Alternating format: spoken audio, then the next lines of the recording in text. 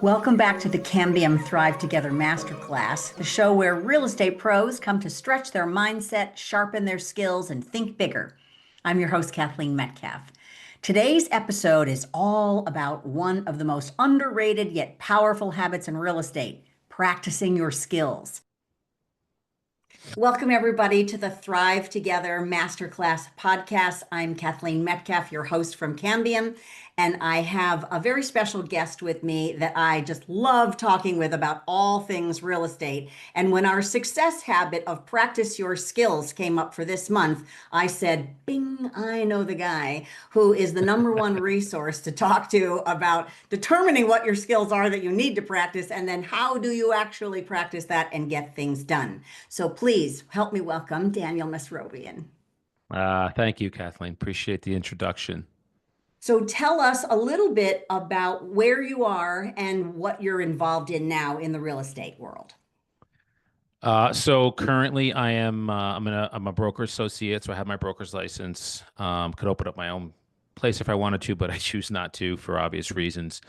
Uh, as far as agents go, I've had the good fortune of working with, I have 40 of them right now that are in my downline, and a good number of them based off of the help and the practice and the scheduling and all of that good stuff that I'm able to provide to them. Most of them are having career years in this market, which just, I'm doing cartwheels because of it. It's awesome. It's great to That's see. great. And yeah, from a production perspective, we're definitely in, we're producing, and I think right now, currently, I have about 10 and a half to 11 million in the pipeline, active pending closed. So we are in production I'm doing what I share with the agents that come to me and need coaching and mentoring. I do what I share with them to do. So Wonderful. And you're yeah, based in New Jersey. New Jersey, yes. I do most of northern New Jersey, but I also have access to southern Jersey, which I've been starting to foray into that market as well. My loving home state and hometown in South Jersey. Yeah. So I have a special Yes. connection there. You and I have that. Hmm. And We do. then you're connected with Elite Builders at EXP with Aaron Novello, as am I. Yep. Aaron and I have we were just texting the other day, we were talking, and yeah, he sent me a really cool text, and I just said back to him, I said, we've been through a lot, brother. Almost we're going on almost a decade, Aaron and Oh, I. that's so So fantastic. yeah. Yep. Fantastic. So I see you on your social media platforms all the time doing live work, right? Hmm. Making connections, making calls, prospecting, going through different forms of negotiation.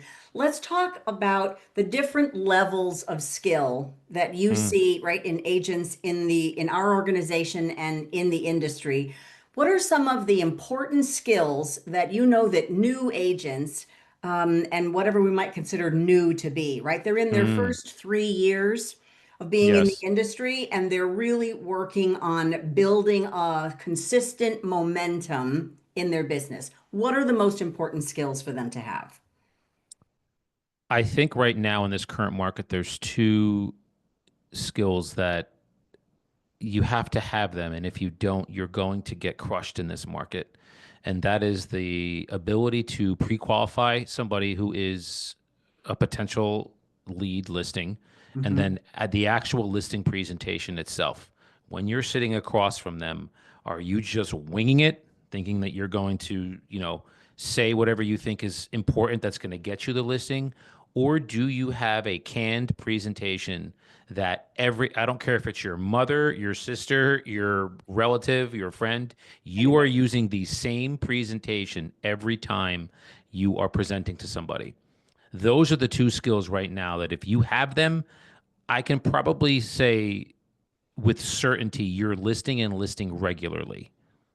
Beautiful. So, what are the symptoms of someone who doesn't know how to pre-qualify well?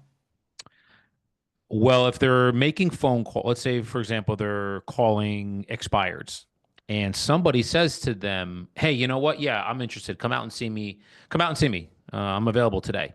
Mm-hmm. They will literally say, "Okay, great, no problem. What's your address? Okay, no problem. I'll be there at 2 o'clock." They drop everything, they get themselves all dialed up, and then they go run out to the appointment.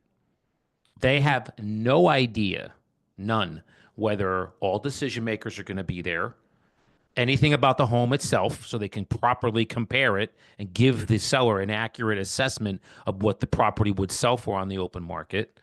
Mm-hmm. Uh, if they're even open to signing a listing agreement, Mm-hmm. anything about you, the agent themselves, and if it's an option for them not to sell the property, but still make the move to wherever they're going. Mm-hmm. Those are very important things that I have to know before I go on any appointment. So you don't even know any of those, and you just agree and say, "Yep, yeah, I'm going to come out and see you." Yeah, That's and what I get yeah. to see in my coaching world is that the lack of qualifications sometimes in newer agents really leads to being discouraged, becoming Mm, unmotivated, thinking this isn't going to work.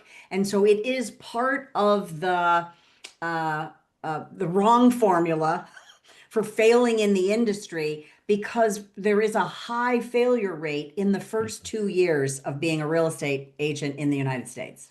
yeah. Uh, And this can be part of the reason why is that, drop and go. well, you're not.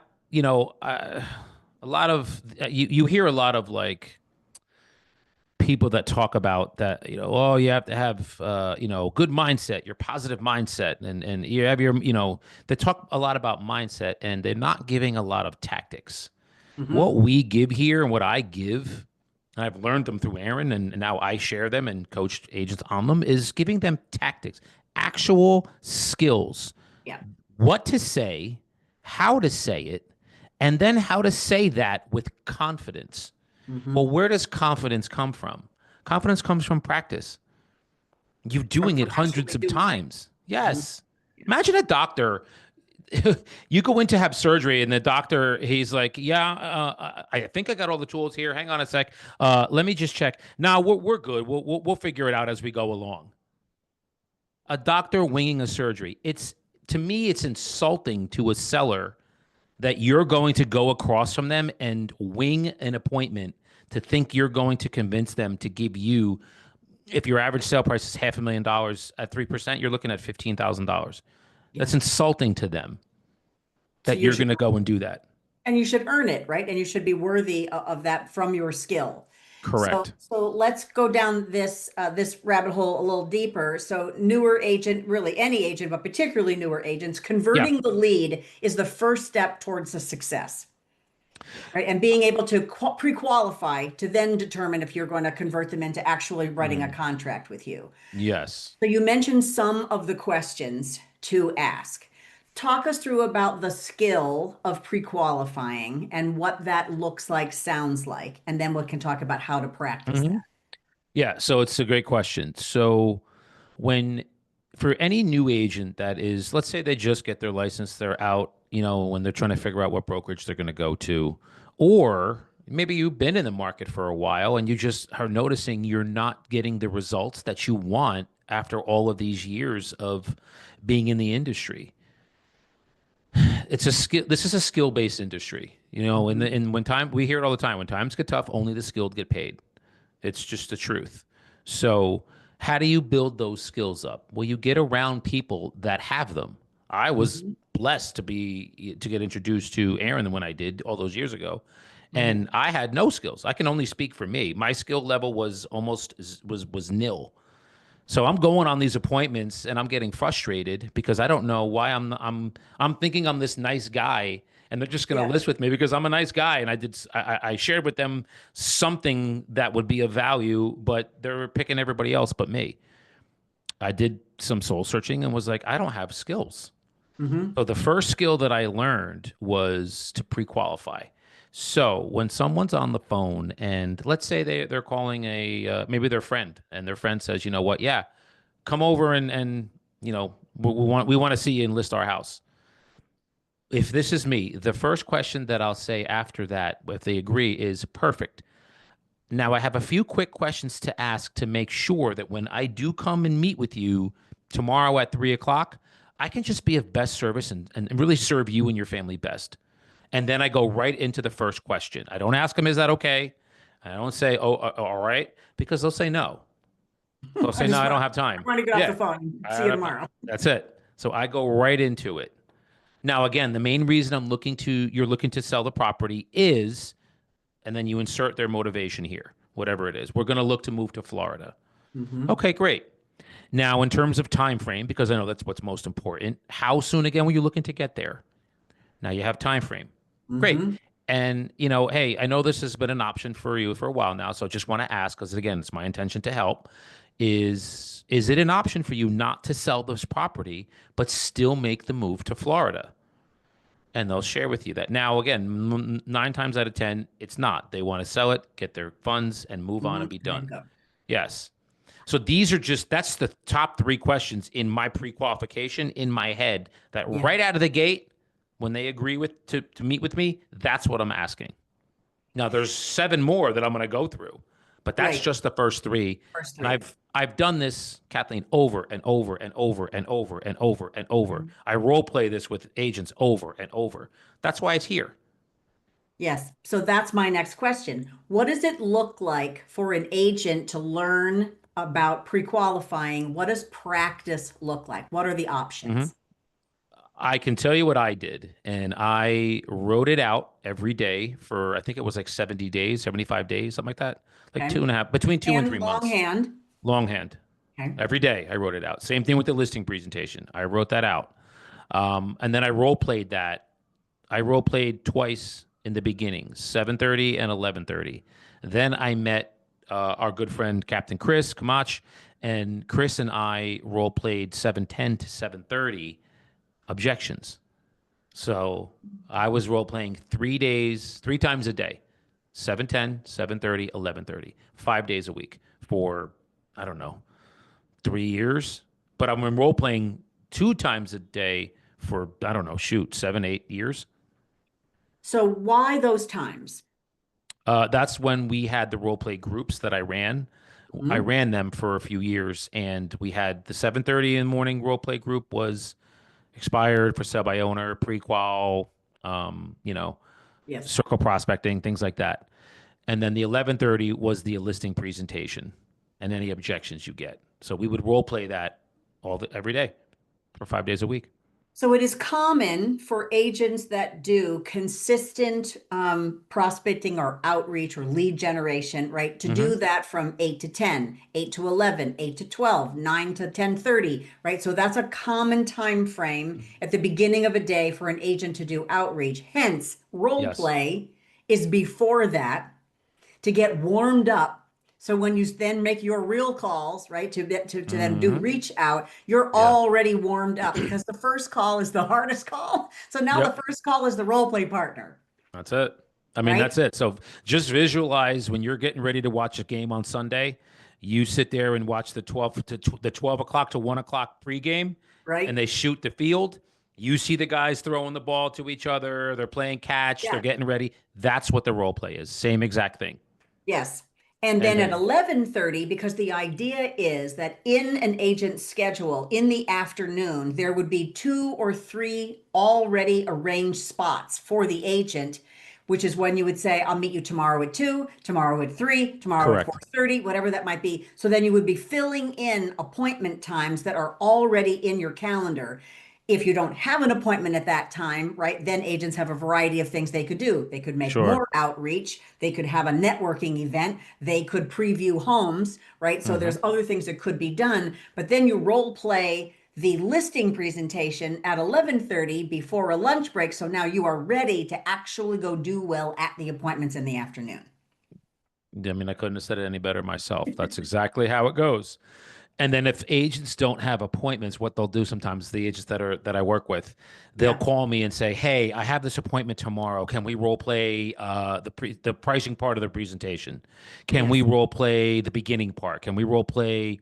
I want to think about it." Like they want to, they'll get themselves, they practice it before they can go on it, so they're really razor sharp with their Yeah, uh, so with their let's talk presentation. about objection handling because this is really like juggling, right? Hmm. Yeah. because you have a number of things you want to be able to get done and you're not really sure. Maybe it's like juggling with someone else, right? Because you're not sure exactly when they're going to throw the ball or which one they're going to use, but you want to be ready to be able to handle whatever those objections are. Now, in the mastery of this art, how many objections are there really in the world? Really three. And And what are they? yeah, so and here I'm going to preface this with Yes. you will know what objections you're going to get if you properly pre-qualify somebody. Oh, I love that. Because yeah, I rarely get objections. Number one, because my presentation is really tight, and I learned this from a mega agent like I don't know 8 years ago when I started this. He said we were sitting at a conference, and he said, "Come here." He's like, "Let's go grab a beer," and he starts telling me all his secrets. And one of Yeah. the things he told me was, if you have a really strong presentation, you will get no objections, none, because the seller is very confident and comfortable with you. You're not going Mhm. to get them. And I was like, interesting. And it's rang true. If Mhm. you are really confident, you know what you're saying, you're leading the meeting, because this is really a meeting, and Yeah. you're leading it as the professional, because that's what we are. We're professionals. As Mhm. you lead the meeting, and the sellers feel that they're like this person's can I feel very comfortable with them. They're going to sell my house. They're going to do it. They're going to do it in a timely manner for the most amount of money that is possible. With a You high get those level of professionalism. you get those three things, they're going to sign the listing agreement with you. Mhm. So in the pre-qualification, at the end, I share with them, hey, and now I know I shared a lot of information with you, and I appreciate you, listening and answering questions for me. What questions do you have for me before we meet tomorrow at 3? Now you'll know what's on their mind. Mhm. That's the last one I ask before I share with them. Um, that we're gonna, I'm gonna have my assistant call you, and Go our see them. time tomorrow was good. I always want to know if they have questions in their mind, so I'll know what's on their mind, whether it's the professional fee, it's their meeting with another agent that's their friend, whatever the case is. I don't want to Yeah. sign for 6 months, whatever it is. So you're bringing up the point of this is where sales and the ability to talk to people and the idea sometimes of winging it or doing what the client wants you to do, right? So I Hmm. sometimes get to hear that agents are allowing the client to lead the engagement. Yeah, And yeah. this is where, right, Dr. Phil used to call it the tail wagging the dog, right? Like, because while it's, yes, it's their property and yes, it's their money, and yes, we are their fiduciary, right, Hmm. responsibility to take care of their interests in a situation. This Yes. is still where we are the professionals Hmm. and we do have an obligation ethically as well, right, to say nothing of for this individual client Hmm. have a system for how we approach things so that there is a high guarantee of success and of not missing something, Yes. right? And so I think there's So, also a mindset shift. If the agent is thinking, I'm going to do what the client wants me to do, right? hmm, As opposed to, I have a way of representing clients that works. yes. And this is how I get to explain that to the client, set those expectations, but Hmm. also make sure that then we're on the same page. And I hear you in your role plays and in your interactions that you put online that Hmm. you really are looking to make sure that we're on the same page with the client. Well, we have to be, because I don't want there to ever be any secrets. Because at the end of the day, when you think about this, like everybody's trying, everybody, number one, everybody wants to be happy. Okay. What are we Mhm. all searching for in life? Peace. Number one is peace. Number two is happiness. It's what Yes. everybody wants. At the end of the day, whether they know it or not, everybody is just looking to have peace, some happiness in their life, some love in their life. That's what we're here for. We all want that. And relationships, to me, are what get us there. Yeah. So at the end of the day, I I can't build my business on relationships, because I have to have a skill set too first. Right. Okay. If I have a skill set, now I understand and know how to serve a client at the highest level, which is to guide them on this transaction through the skills that I know on how to pre-qualify and how to price their property when we're talking about the pricing part. Right. Once I get those two things, then the relationship part comes in. And that's why I've had the success that I've had, and I'm very grateful to have to be able to do what I do. But I've done it for so long, and over those years, I've learned that you can be, yes, are there agents out there that are just complete machines that just list and it's like they're churning through. That's great and all power to them. That's not me. I'll Mm-hmm. do less transactions, but I'll give you an example of what I'm saying. I literally just, before here, this is why I rushed to get back here. Yeah. I was in a city in North Jersey. I have two sellers. Okay, they're not married. They are single women who Okay. I've known for 13 years.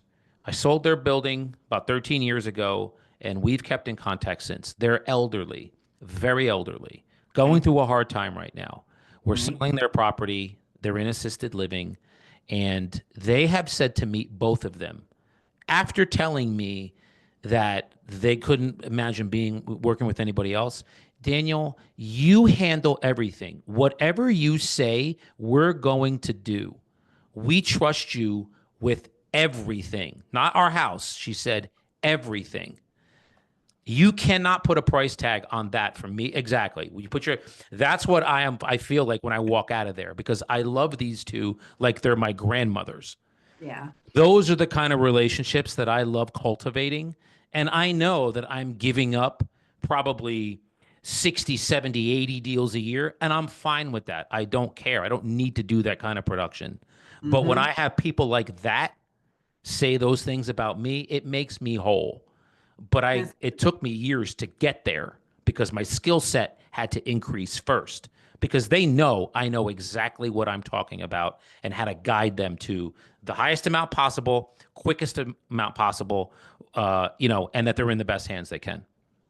so that's I really appreciate you sharing that story and Hmm. best wishes for the sale of their property. And then I think you also bring up the point that with the practice of skills, you still get to develop a style and design the business that you want to have as an agent. If Hmm. you want to be a listing machine and do 100 deals and then Hmm. right have a team and you turn things over to that works, right? That that Sure. is that is a model. There's also a model, right, of building relationships, of getting more involved, of having longer term, right, repeat referral business where you stay Yep. in touch. And for some agents, that makes them uncomfortable and they don't really want that. Okay. Sure. There are different models, but the idea is that the skills, the practicing of the skills, the confidence that comes with the competence of being able to perform, Hmm. feel and know what you're doing, then the client knows that you know what you're doing because of the way the deal is going. That builds the freedom to create the kind of business that you actually enjoy. Yes, that's perfectly said. I know my lane and I'm very, very happy in my lane. I love my lane. Hmm. I love what I do. And I love that I have the skills to share with younger agents or agents that might not be producing what they want. I can help them get from here to here. And Yes. I went to college to teach. Like teaching is in my, it's like my mother was a teacher. It's in Yeah. my blood. I love doing it. Yeah. So it motivates me when I get text messages from people. I mean, shoot, I don't mind sharing this with you. I got this on Sunday at like 7 o'clock at night. And I was very surprised because I don't even know who this person is. Hey, Daniel, you've been coming up on my TikTok lately. Deep dove your content and it's helped me a lot. While I'm a lender, I've been basically taking a lot of what you taught, some other content, and been helping agents drum up business by acting as almost a coach. The only thing I ask of them is that they make me their preferred lender. Keep bringing the content. Have a good day. I don't know who this person is. It just came from a phone number. Don't know. Oh, But it nice. lets but it lets me know I'm on the right path and I'm doing the Yes. right thing. Yes, right. Because this is the collaboration, the camaraderie, and Hmm. where it isn't a secret about how to No, be successful, but it nope. is a trial and error practice, um, a Hmm. calibrate, right? To calibrate. And Yes. this is where you and I were also talking about accountability. Mm. So Yes. as a team coach that I do, right? So I work with team leaders who often have administrative support, and then they usually have some other form of sales, either salespeople directly with them or they refer Yes. business. So Yes. I'm working with the whole dynamic.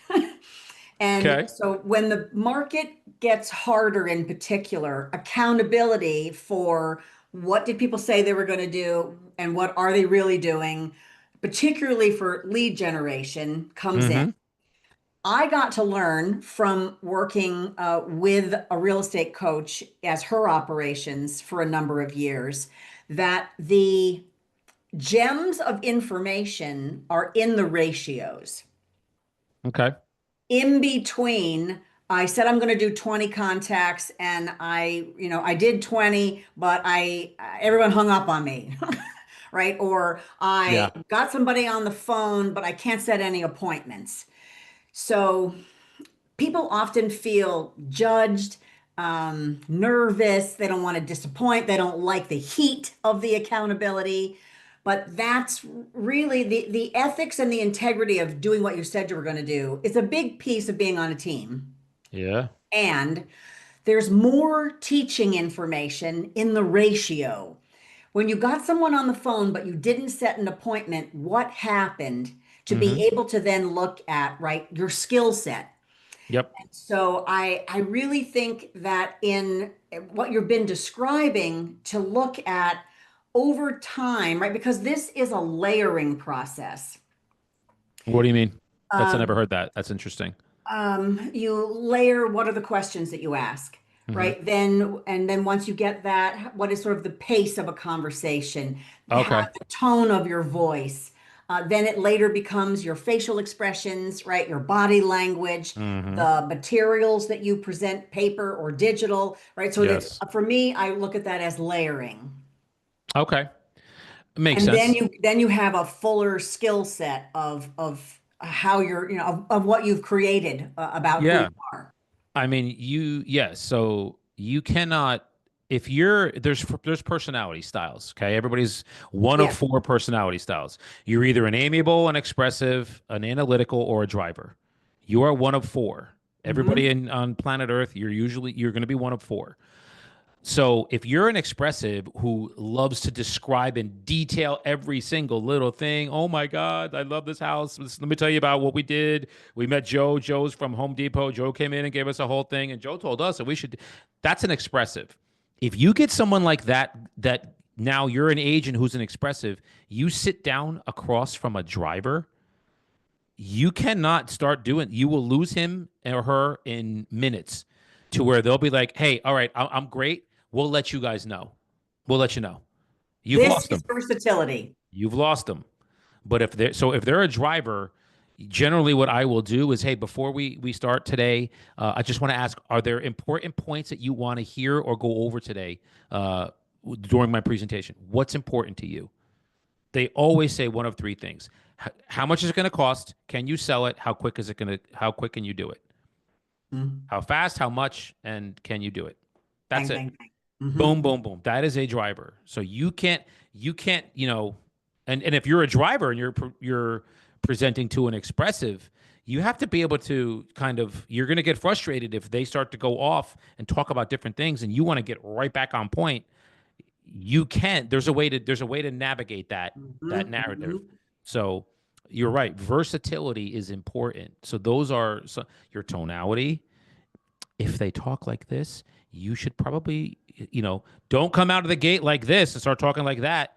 If they're a Yes. little bit more soft spoken, Hmm. these are very important skills to learn as you get, you're landing more appointments. You'll be able to Yes. practice those. But that's role Mirror playing. matching and That's what we pacing. do. Yeah. We role Mirror play those. matching and pacing.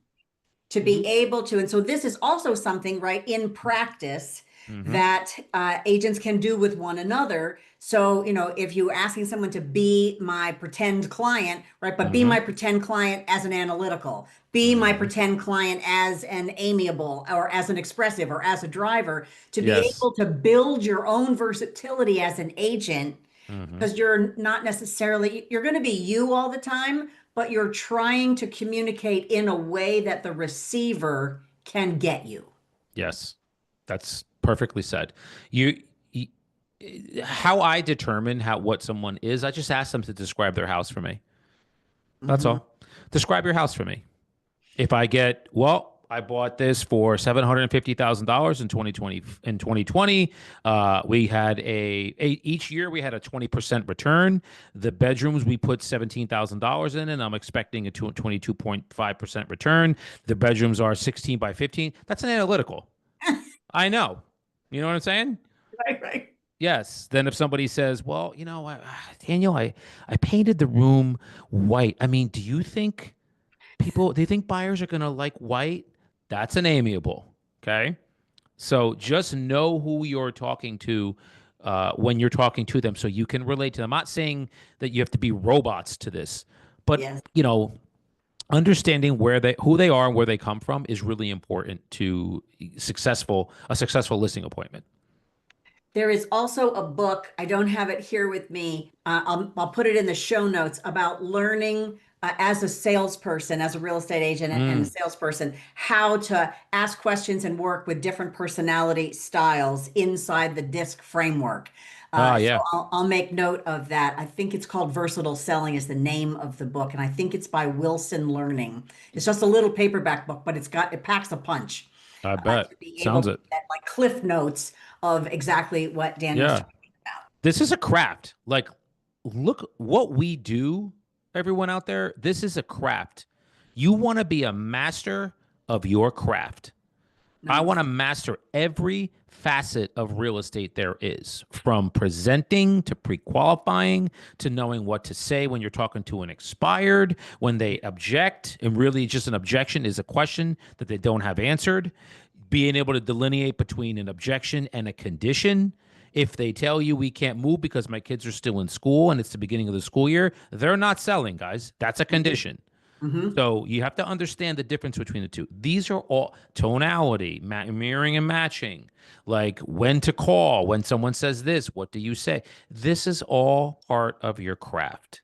You Hmm. have to master this craft, study it, master it. So when you go out into the world and start to engage with sellers, you know what to do and you can be successful at it. We can help you get there. I can help you get there. Kathleen can help you get there. It's just getting in proximity to the right people that are producing now and doing it at a high level. That's all you really need. Just get around them. I love this. Model them. So as we wrap up this conversation, let's talk about resources, because that's just organically come up here for us too, right? So Sure. I'm talking about the book Versatile Selling by Wilson Learning. What are some of the books, podcasts, courses that you know about, have been exposed to, that you would recommend? Gee, that's a good question. I almost want to like turn around and look at my bookshelf. Well, I Um, want to bring up Never Split the Difference by that's a great Chris Chris Voss. Voss, right? He Great. was a hostage Yes. negotiator. Yep. Great book. I think the one that I've read that I feel like has been the biggest impact to me, was changing my habits into like to have discipline, which I have a ridiculous amount of now. Not motivation, discipline, because they're very different. People Hmm. think that motivation and discipline are the same. They are not.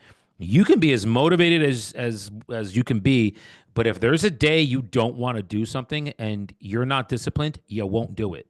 Yeah. It's like when the alarm goes off and you have to go to the gym and it's for I'll use me. Well, I don't use an alarm, but when I wake up, it's usually about quarter to 4 to 4 o'clock. And there are days and I'm like, fuck, I don't want to get up today, but I get up and I power through it Mhm. because discipline's there. It's greater than motivation. Now I can be motivated to want to, I don't know,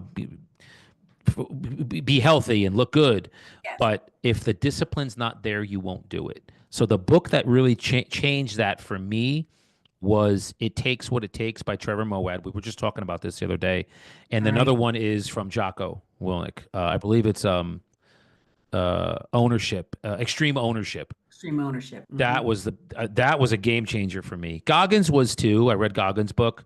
I forgot the name of it, I but can't I think read of it. that. I can Yeah. see the book in my head. But the one from Jocko was that when I read that years ago, that was a complete game changer for me.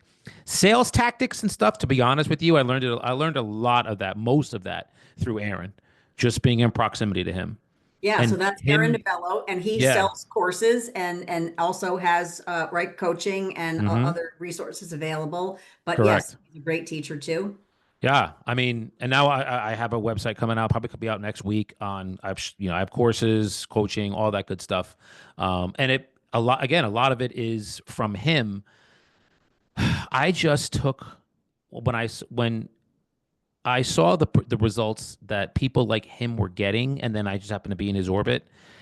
I never questioned why he told me to do something. So he really kind of molded me into.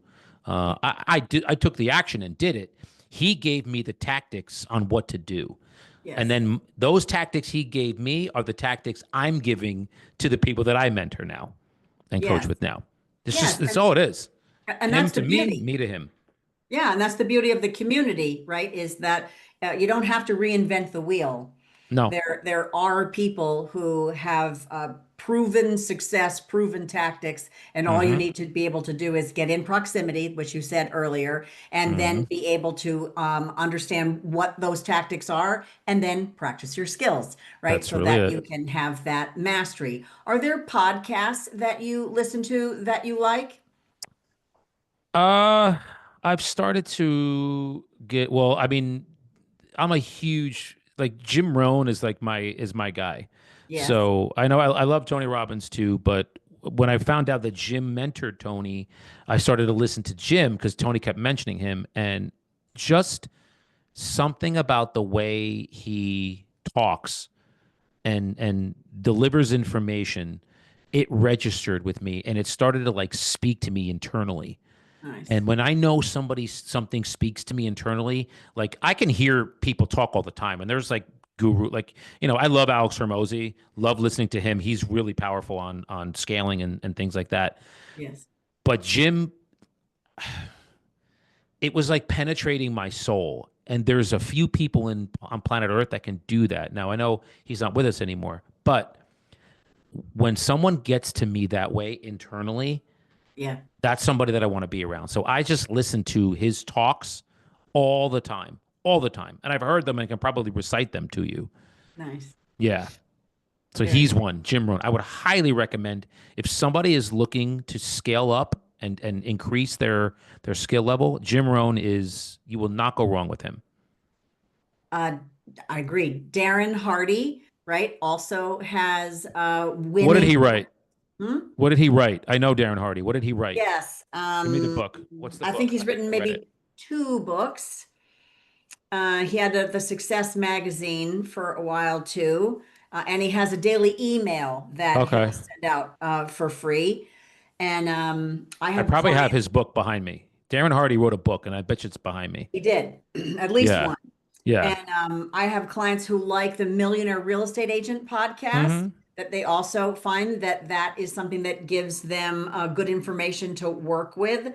Yeah. So, right, being able to see, well, what resonates with you, and Hmm. the idea of discipline separate from motivation, with Yes. skill, with mindset, right, of being able to stack those things for yourself so that you are mastering your craft, so Yes. that you are on this journey of mastery, which it isn't a walk in the park. It's a bit of a No. marathon, right? Hmm. So it's like you get at a pace, like I like to kayak, so when I get to kayak, if I can speed it, right, and go fast and keep up with the geese and the ducks, whatever who are flying in. Yes. But at the same time, if Yes. you're going to go the distance, right? And a long time ago, I was a long distance runner, Okay. and ran a marathon in the redwoods. But you have to pace yourself. And Yes. so to be able to pace yourself through the industry, particularly with the highs and the lows of the market, You just Hmm. keep building skill. You just keep practicing. You're in proximity. You're in the community. You're asking questions. You're having asking people to share things with you about Hmm. their failures, their success, their practices.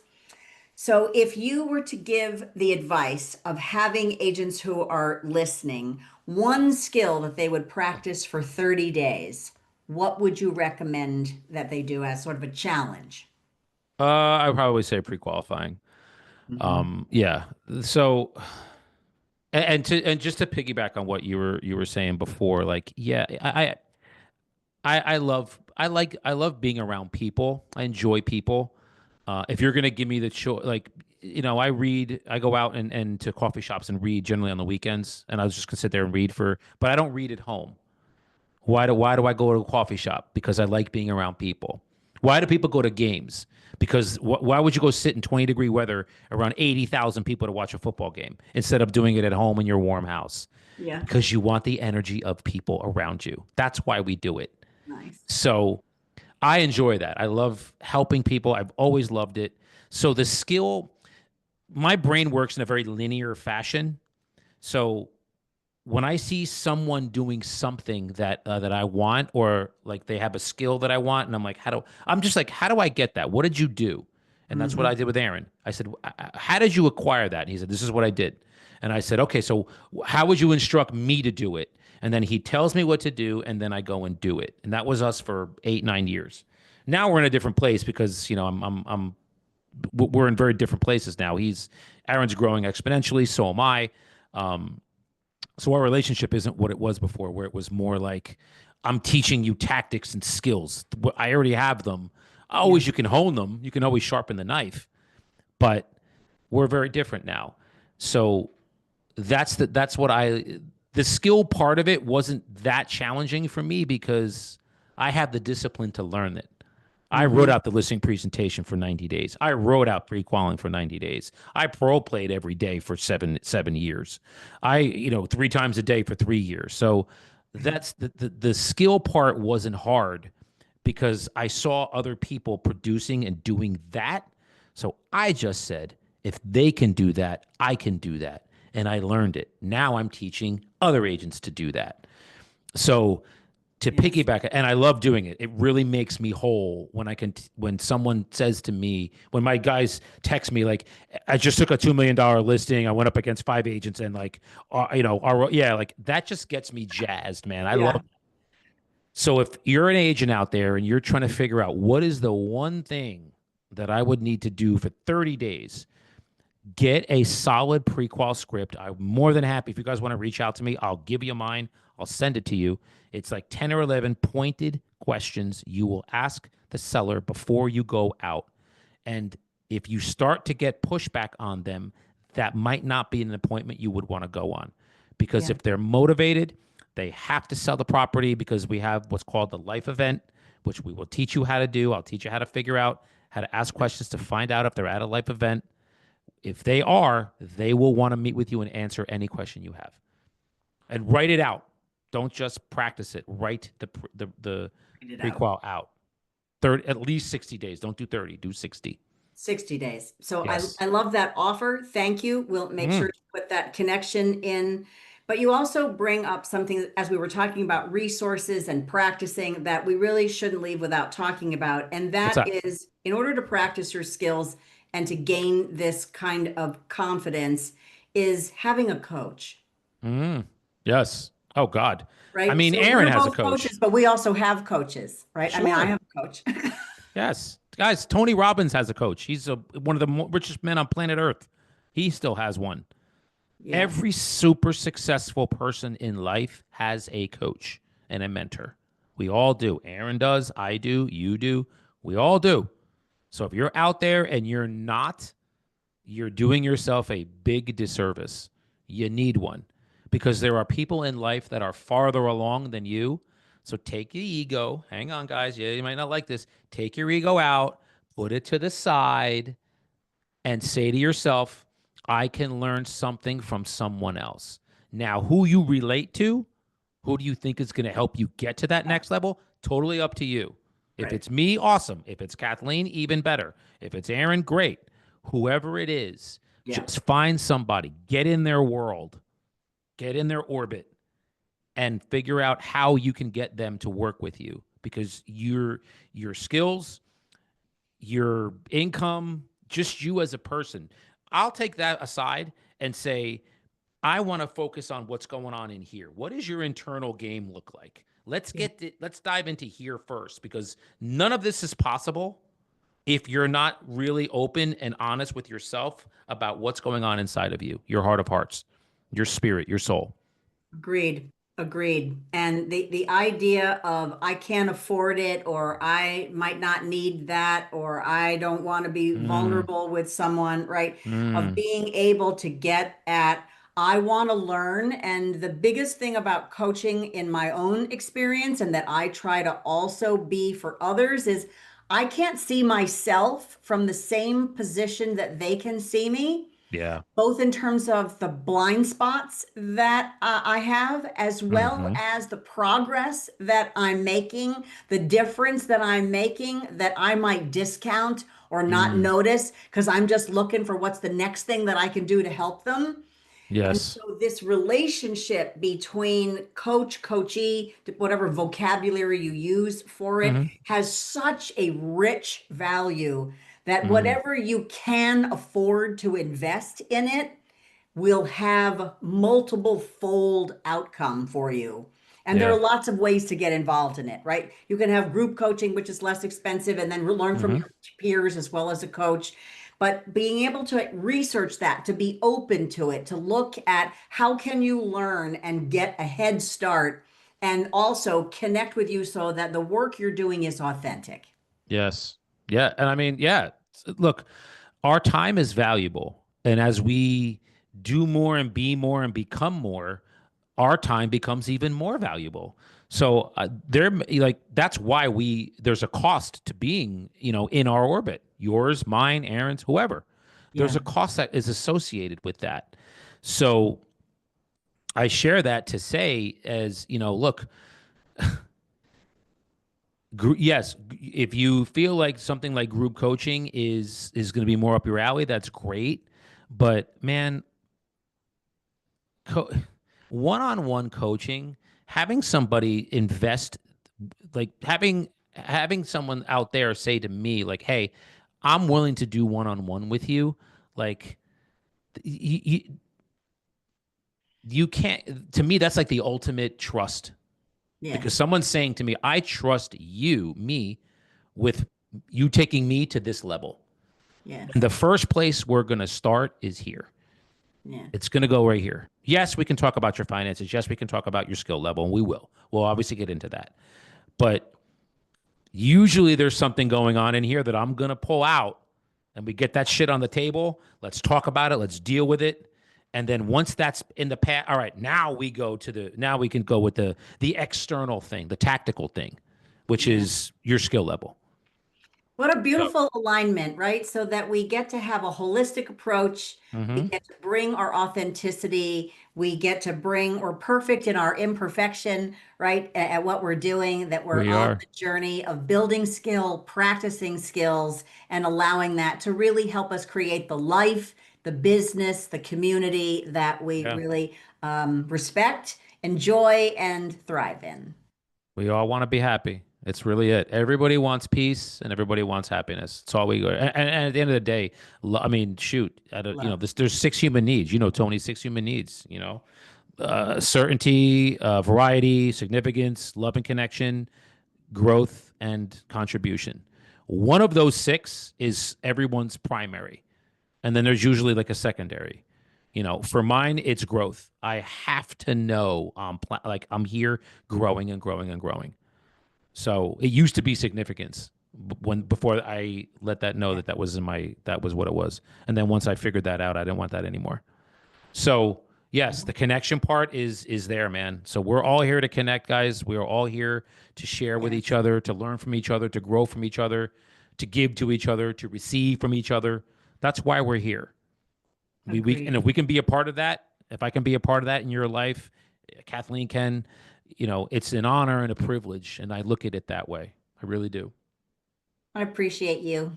Thank you. Oh, likewise. You're I've always been what I can do in my day. If you need, you want to shoot or anything like that, I'll always bend my day around to acquiesce to you.